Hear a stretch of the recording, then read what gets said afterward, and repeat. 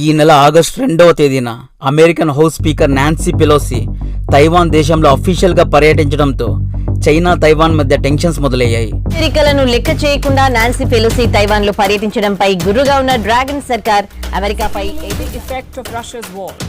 Our fuel is more expensive, our food prices are rising, our energy bills are too high, but a war in Taiwan would be even around Taiwan as tensions rise following the visit of US House Speaker Nancy Pelosi. Nancy Pelosi తైవాన్లో ఎలా అడుగు పెడుతుందో చూస్తాం అని China warning ఇచ్చింది. Nancy Pelosi తగ్గేదే లేదు, తైవాన్లో అడుగు పెట్టేదే అంది. ముసలావిడ ప్లేన్ను గాల్లోనే ధ్వంసం చేస్తామని చైనా లాస్ట్ వార్నింగ్ ఇచ్చింది. అయినా కూడా పెద్దావిడ తైవాన్లో కాలు మోపింది. నాన్సీ పెలోసి తైవాన్కు వెళ్లి ప్రపంచం ముందు చైనా ఒక పేపర్ టైగర్ మాత్రమే అని నిరూపించింది. చైనాను పేపర్ టైగర్ అని ఎందుకు పిలుస్తారు అంటే చైనా పేరుకు మాత్రమే శక్తివంతమైన ద సో కాల్డ్ పవర్ఫుల్ దేశం, కానీ ఫీల్డ్లో వచ్చేసరికి మ్యాటర్ జీరో. మనందరికీ తెలుసు తైవాన్ అనబడే ఈ దీవిని చైనా 1948 నుండి తమలో కలుపుకోవడానికి ప్రయత్నిస్తూనే ఉంది అని.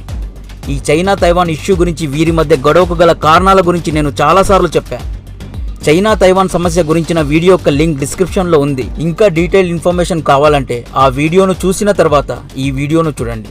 సింపుల్గా చైనా తైవాన్ ఇష్యూ గురించి చెప్పాలంటే చైనా దేశం తైవాన్ దీవిని తమ దేశంలోని అభిన్న భాగమని అంటుంది. కానీ తైవాన్ దేశం మాత్రం మేమొక స్వతంత్ర దేశమని, మేము చైనాతో ఎప్పటికీ కలవము అని అంటుంది. సో ఎందుకు ఆ పెద్దావిడ పర్యటన చైనా కోపానికి కారణం అయ్యింది అంటే చైనా ఎప్పటి నుండో తైవాన్ను తమలో కలుపుకోవాలని చూస్తోంది. కానీ తైవాన్లోని 75% కంటే ఎక్కువ ప్రజలు చైనాలో కలిసిపోవడానికి సిద్ధంగా లేరు. తైవాన్ ప్రజలకు చైనాలో కలవడానికి ఎందుకు ఇష్టం లేదు అంటే తైవాన్లో డెమోక్రసీ ఉంది, అదే చైనాలో కమ్యూనిస్టు రూల్ ఉంటుంది.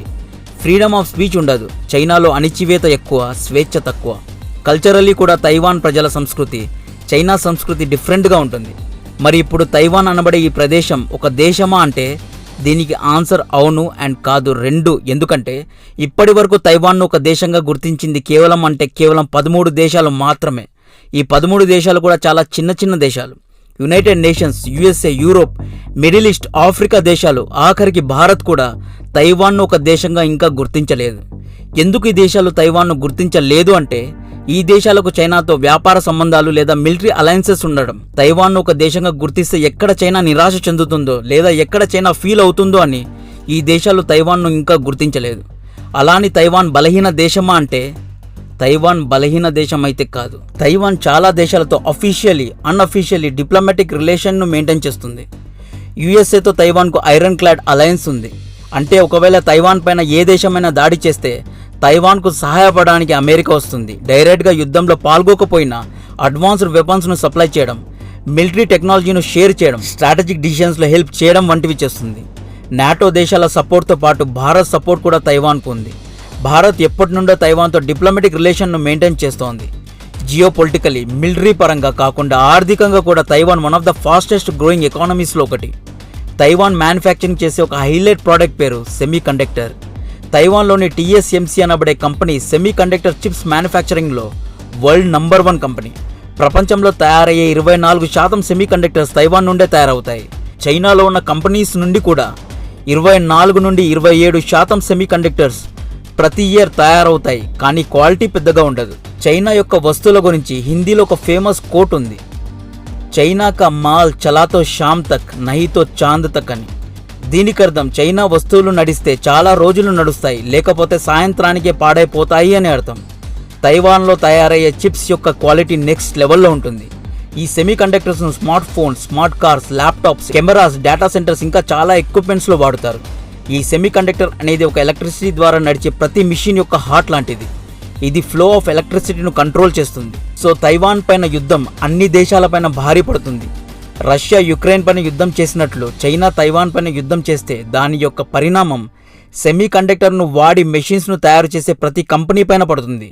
ఎందుకంటే నువ్వు ఎంత సాలిడ్ కారును తయారు చేసినా, అడ్వాన్స్డ్ స్మార్ట్ ఫోన్ లేదా ల్యాప్టాప్ తయారు చేసినా కూడా సెమీ కండక్టర్ యొక్క సప్లై లేకపోతే దుకాణాలు మూసుకోవాల్సిందే. తైవాన్లో యుద్ధం జరిగితే సెమీ కండక్టర్ సప్లై యొక్క షార్టేజ్ ఏర్పడుతుంది. సప్లై తగ్గినప్పుడు డిమాండ్ ఎక్కువ అవుతుంది. డిమాండ్ ఎక్కువైనప్పుడు అమెరికా, సౌత్ కొరియా దేశాలలో సెమీ కండక్టర్స్ను తయారు చేసే కంపెనీస్ సెమీ కండక్టర్ చిప్స్ యొక్క రేట్స్ను అమాంతం పెంచేస్తారు. సెమీ కండక్టర్స్ రేట్స్ ఎక్కువైతే smart cars, mobiles, laptops, cameras, washing machines, fridge వంటి వస్తువుల యొక్క రేట్స్ కూడా పెరుగుతాయి. దీనివల్ల భారం పడేది సామాన్య ప్రజలకు. చైనా చీప్గా సెమీ కండక్టర్స్ను సప్లై చేస్తోంది అని చైనాతో కొంటే క్వాలిటీ ఉండదు. క్వాలిటీ లేకపోతే బాధపడేది కూడా సామాన్య ప్రజలే. యుక్రెయిన్లో యుద్ధం జరిగినట్లు తైవాన్లో యుద్ధం అయితే జరగదు. ఒకవేళ జరిగినా కూడా చైనా ఈజీగా గెలిచే ఛాన్సెస్ చాలా అంటే చాలా తక్కువగా ఉన్నాయి. నేనేమి చైనా మీద కోపంతో లేదా ద్వేషంతో ఇది చెప్పట్లేదు. చాలా రీసెర్చ్ చేసి చాలా రిపోర్ట్స్ను చదివిన తర్వాతే చెప్తున్నా. తైవాన్ పైన యుద్ధం చైనాకు చాలా భారీ పడుతుంది. వియత్నాం పైన అమెరికా 20 ఏళ్ళు యుద్ధం చేసింది. 8 ఏళ్ళు డైరెక్ట్గా యుద్ధంలో పాల్గొంది. కానీ యుద్ధం గెలవలేదు, అలాగని ఓడిపోను లేదు. అడ్వాన్స్డ్ వెపన్స్, ఆర్థిక శక్తి ఉన్నా కూడా అమెరికా యుద్ధంలో గెలవకపోవడానికి కారణం వియత్నాంలో ఉన్న దట్టమైన అడవి. సౌత్ వియత్నాం సైనికులు అడవిలో దాక్కొని గెరిల్లా యుద్ధనీతి అంటే హిట్ అండ్ రన్ టాక్టిక్స్ను వాడి అమెరికన్ సైనికుల ఊచకోత కోశారు. లిటరల్లీ చాలా దారుణంగా యుఎస్ సైనికుల్ని చంపారు. ఆఫ్ఘనిస్తాన్లో అయితే సోవియట్ యూనియన్, అమెరికా 2 పెద్ద దేశాలు ఆఫ్ఘాన్ ముజాహిద్దీన్లు అదే తాలిబాన్లతో గెలవలేకపోయారు. దీనికి కారణం ఆఫ్ఘనిస్తాన్లో ఉన్న కొండలోయలు. కొండల్లో దాక్కొని ఆఫ్ఘాన్ ముజాహిద్దీన్లు గెరిల్లా యుద్ధనీతి ఉపయోగించి గెలిచారు. ఆఫ్ఘనిస్తాన్లో దాదాపు 30 ఏళ్ళు యుద్ధం జరిగింది. ఎక్కడెక్కడైతే దట్టమైన అడవి, కొండలోయలు ఉంటాయో అటువంటి ప్రదేశాలపైన యుద్ధం చేయడం లేదా ఆక్రమించడానికి ప్రయత్నించడం అంత ఈజీ కాదు. చైనా దరిద్రం, దురదృష్టం ఏంటంటే తైవాన్లో 60% భూమి దట్టమైన అడవితో కప్పబడి ఉంటుంది. తైవాన్ను ఫారెస్ట్ ల్యాండ్ అంటారు. ఈ అవకాశాన్ని తైవాన్ సైనికులు వదులుతారా? అస్సలు వదలరు. అడవిలో దాక్కొని యుద్ధం చేస్తారు. గెరిల్లా యుద్ధనీతి నెక్స్ట్ లెవెల్లో అక్కడ జరగడం అయితే ఖాయం. ఒకవేళ యుద్ధం జరిగితే చైనా తైవాన్ మీద చేయబోయే అటాక్ ఎలా ఉండబోతోంది అంటే తైవాన్ చుట్టూ సముద్రం ఉంటుంది. అదే తైవాన్ ఒక ఐలాండ్ దేశం కాబట్టి చైనా అన్ని వైపుల నుండి అంటే 6 నుండి 7 వైపుల నుండి అటాక్ చేస్తుంది. చైనా యొక్క J-11, J-16 ఎయిర్ క్రాఫ్ట్స్ మొదటగా తైవాన్ను చుట్టుముడతాయి.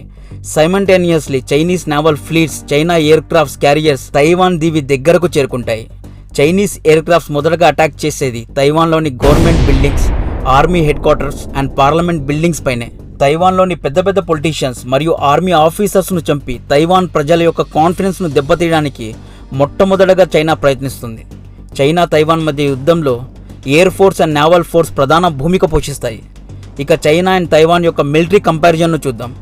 చైనా దగ్గర ఫైటర్ ఎయిర్ క్రాఫ్ట్స్ 3200 ఉంటే తైవాన్ దగ్గర 741 ఎయిర్ క్రాఫ్ట్స్లు మాత్రమే ఉన్నాయి. అటాక్ హెలికాప్టర్స్ చైనా దగ్గర 281 ఉంటే తైవాన్ దగ్గర 91 మాత్రమే ఉన్నాయి. చైనా ఆర్మీలో యాక్టివ్ సోల్జర్స్ సంఖ్య 20 లక్షలు ఉంటే తైవాన్ దగ్గర 1,70,000 మాత్రమే ఉన్నారు. రిజర్వ్ పర్సనల్ అంటే రిజర్వ్లో ఉన్న సైనికులు చైనా దగ్గర 5 లక్షలుంటే తైవాన్ దగ్గర ఎంతమంది ఉన్నారో గెస్ చేయండి. తైవాన్ దగ్గర అక్షరాల 15 లక్షల మంది ఉన్నారు. అంటే యాక్టివ్ ప్లస్ రిజర్వ్ సైనికులను కలిపితే చైనా దగ్గర 25 లక్షలుంటే తైవాన్ దగ్గర దాదాపు 17 లక్షల మంది ఉన్నారు. అంటే అత్యంత చిన్న దేశం మన తైవాన్లో సైనికుల సంఖ్య ఏమీ తక్కువగా లేదు. నేవల్ పవర్లో చైనా దగ్గర 777 యుద్ధ నౌకలుంటే తైవాన్ దగ్గర 117 మాత్రమే ఉన్నాయి. ఎయిర్ క్రాఫ్ట్ క్యారియర్స్ చైనా దగ్గర 2 ఉంటే తైవాన్ దగ్గర 1 కూడా లేవు. యుద్ధ ట్యాంకర్ చైనా దగ్గర 5250 ఉంటే తైవాన్ దగ్గర 1200 మాత్రమే ఉన్నాయి. ఇలా advanced aircrafts, naval submarines, destroyers, ఫ్రిగేట్స్లో చైనా ఆర్మీ తైవాన్ కంటే చాలా చాలా పవర్ఫుల్గా ఉంది. బట్ యుద్ధ గెలుపును సైనిక బలం, ఆయుధ శక్తి ద్వారా కొలచకూడదు. యుద్ధంలో జియోగ్రఫీ, టోపోగ్రఫీ, క్లైమాటిక్ కండిషన్స్, కొండలోయలు, అడవి ప్రాంతాలు వంటి ఎన్నో విషయాలు పరిగణలోకి తీసుకోవాలి. బ్యాటిల్ ఆఫ్ థర్మోపైల్లో స్పార్టన్స్ కేవలం 300 నుండి 500 మంది మాత్రమే. ఇంకోవైపు ఉన్న పర్షియన్ సామ్రాజ్య సైన్య శక్తి చాలా పెద్దది. కానీ కొండ ప్రాంతంలో యుద్ధం చేసి స్పార్టన్స్ పర్షియన్ సైన్యాన్ని శవాలుగా మార్చిన విషయం మర్చిపోకూడదు. ఛత్రపతి శివాజీ మహారాజ్ కొండ ప్రాంతాల్లో అడవుల్లో దాక్కొని వాడిన యుద్ధనీతి డెక్కన్ రాజులు, మొఘల్ సామ్రాజ్యాన్ని సైతం భయపెట్టింది. ఎవ్వరూ ఊహించని విధంగా మరాఠా సామ్రాజ్యం ఎదిగిన విషయం అందరికీ గుర్తుంది. ఇక్కడ తైవాన్ వాడబోయే యుద్ధనీతి పేరు ముళ్ళపంది యుద్ధనీతి. ఎస్, మీరు కరెక్ట్గానే విన్నారు. పంది కొక్కులను తరిమి కొట్టడానికి తైవాన్ ముళ్ళపంది యుద్ధనీతిని వాడబోతోంది. ఇంగ్లీష్లో దీన్ని పార్క్యుపైన్ స్ట్రాటజీ అంటారు. ఈ పార్క్యుపైన్ అదే ముళ్ళపంది తన పైన చిరుత దాడి చేయడానికి వస్తే చిరుత తన దగ్గర వచ్చేంత వరకు ఆగుతుంది. దగ్గర వచ్చి అటాక్ చేసినప్పుడు సడన్గా తన ముళ్ళను బయటకు తీస్తుంది. ఈ ముళ్ళు చిరుత పులికి గుచ్చుకొని మ్యాక్సిమం డ్యామేజ్ను చేస్తాయి. తైవాన్ కూడా అంతే. చైనా తైవాన్ మీద అటాక్ చేయడానికి సైనికులను సముద్రం ద్వారా దింపాలి లేదా ఎయిర్ క్రాఫ్ట్ ద్వారా, పారాట్రూప్ అదే ఎయిర్ ద్వారా డ్రాప్ చేయాలి. తైవాన్ పెద్ద మొత్తంలో anti air craft, anti tank, anti ship weapons and యామినేషన్ stock చేసుకొని ఉంది. చైనా యొక్క ఎయిర్ క్రాఫ్ట్ మిజైల్ను గాల్లో ఉండగానే ట్రేస్ చేసి గాల్లోనే ధ్వంసం చేసే anti aircraft missile technology తైవాన్తో ఉంది. అలాగే China ships, submarines, aircraft క్యారియర్స్ను ధ్వంసం చేసే డిఫెన్స్ క్రూజ్ మిజైల్స్ కూడా తైవాన్ దగ్గర పెద్ద మొత్తంలో ఉన్నాయి. తైవాన్ నేవీ దగ్గర ఉన్న ఇంకొక highlight mission fast attack boats. ఇక్కడ తైవాన్ డిఫెన్సివ్ పొజిషన్లో ఉంది. తైవాన్కు పెద్ద పెద్ద యుద్ధ నౌకల యొక్క అవసరం లేదు. చాలా ఫాస్ట్గా కదిలే వార్ బోట్స్ కావాలి. ఈ ఫాస్ట్ ట్రాక్ బోట్స్ పెద్ద పెద్ద చైనీస్ నేవల్ వెజల్స్ను సైతం ధ్వంసం చేయగల సామర్థ్యం కలిగి ఉన్నాయి. తైవాన్ తమ సముద్రం చుట్టూ సీ మైన్స్ను అమర్చింది. చైనీస్ షిప్స్ ఈ మైన్స్ యొక్క రాడార్కు చిక్కితే ధ్వంసం అయిపోతాయి. ఒకవేళ ఇవన్నీ ఫెయిల్ అయ్యాయి అనుకుందాం. చైనా సక్సెస్ఫుల్లీ తైవాన్ సముద్ర తీరానికి చేరుకొని చైనా సైనికుల్ని తైవాన్ దేశం లోపల పంపగలిగింది అనుకుందాం. ఇక్కడితో చైనా గెలిచింది అనుకుంటే తప్పే. తైవాన్ లోపల చైనా సైనికులు ఇంకొక యుద్ధం చేయాల్సి ఉంది. సినిమా అప్పుడే అయిపోలేదు, ఇప్పుడే స్టార్ట్ అయ్యింది. తైవాన్ తయారు చేసిన ROC అనబడే Taiwan special force unit China సైనికులకు చావును పరిచయం చేస్తారు. ఇండియాలో పారాఎస్ఎఫ్ యూనిట్ ఎలాగో తైవాన్కు ROC యూనిట్ అలాగా. ఈ ROC యూనిట్కు అడవుల్లో దాక్కొని యుద్ధం చేయడంలో స్పెషల్ ట్రైనింగ్ను ఇచ్చారు. ఈ యూనిట్ గెరిల్లా యుద్ధనీతి ఉపయోగించి చైనా సైనికుల చావును కళ్ళచూస్తుంది. ఈ విషయం చైనాకు కూడా బాగా తెలుసు. తైవాన్లోని ప్రతి ఇల్లు బరాక్స్గా మారుతుంది. తైవాన్లోని 15 లక్షల మంది రిజర్వ్ సైనికులు ఆయుధాలు పడతారు, అడవిలో దాక్కుంటారు, యుద్ధం చేస్తారు. చైనా తైవాన్తో యుద్ధంలో గెలవడానికి 1 కాదు 2 కాదు 20 ఏళ్ళు యుద్ధం చేసినా ఉపయోగం ఉండదు. తైవాన్కి for sure America weapons and ammunition supply చేస్తుంది. యూరోప్ దేశాలు కూడా తైవాన్కి సపోర్ట్ చేస్తాయి. రష్యా అయితే చైనాకు సపోర్ట్ చేస్తుంది. తైవాన్లో యుద్ధం తారాస్థాయికి చేరుకున్న తర్వాత చైనా ఆర్మీ యొక్క కాన్సన్ట్రేషన్ అంతా తైవాన్ మీద ఉన్నప్పుడు చైనా ఆర్మీ ఏం చేస్తుంది? అక్సై చిన్ దగ్గరున్న తన సైనికుల్ని కూడా తైవాన్లోనే పెడుతుంది. అటువంటి సమయంలో అక్సై చిన్ను తిరిగి ఆక్రమించడానికి భారత్కు 1000 రెట్లు అడ్వాంటేజ్ ఉంటుంది. ఇది చేయడానికి Indian army ready, but political support ఉండాలి. అంటే ఆ సమయం వచ్చినప్పుడు భారత్ను దమ్మున్న నాయకుడు పాలిస్తూ ఉండాలి. అప్పుడే ఇది సాధ్యపడుతుంది. ఇన్ని రీజన్స్ ఉన్నాయి కాబట్టే చైనా తైవాన్ పైన అటాక్ చేయడానికి ఇంతలా ఆలోచిస్తోంది. ఆల్రెడీ ప్రపంచం కోవిడ్ నుండి బయటపడుతోంది. అంతలో యుక్రెయిన్ యుద్ధం వచ్చింది. ఇప్పుడు చాలా దేశాలు ఆర్థిక సంక్షోభంలో వెళ్తున్నాయి. ఇటువంటి సమయంలో తైవాన్లో ఒక యుద్ధం జరగకూడదు. ఇది చైనా తైవాన్ దేశాల యొక్క ఆర్థిక వ్యవస్థనే కాదు, యావత్ ప్రపంచ ఆర్థిక వ్యవస్థను సర్వనాశనం చేయగలదు. జై హింద్.